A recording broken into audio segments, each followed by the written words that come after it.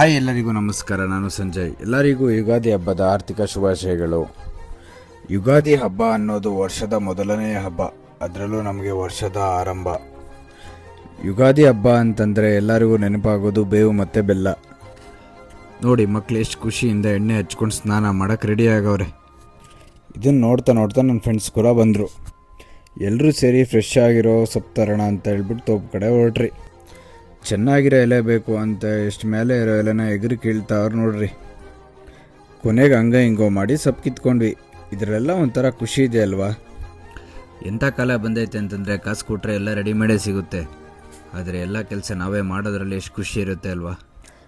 ಇಲ್ಲಿ ನೋಡಿ, ಬೇವಿನ ಸೊಪ್ಪು ಕೀಳೋಕೆ ಮರನೇ ಹತ್ಬಿಟ್ಟವನು ಇವನು. ಎಲ್ಲ ಸರ್ಕಸ್ ಮಾಡಿ ಸುಸ್ತಾಗೈತೆ ಅಂತ ಎಳ್ನೀರು ಉದುರಿಸ್ತಾವನೆ. ಕುಡ್ಕೊಂಡು ನಾನು ಮನೆ ಕಡೆ ಬಂದೆ. ನಾನು ತೋರಣ ಎಲ್ಲ ರೆಡಿ ಮಾಡಿ ಬಾಗಿಲಿಗೆಲ್ಲ ಹಾಕಿದೆ, ಪೂಜೆ ಎಲ್ಲ ಮುಗಿಸ್ದೆ.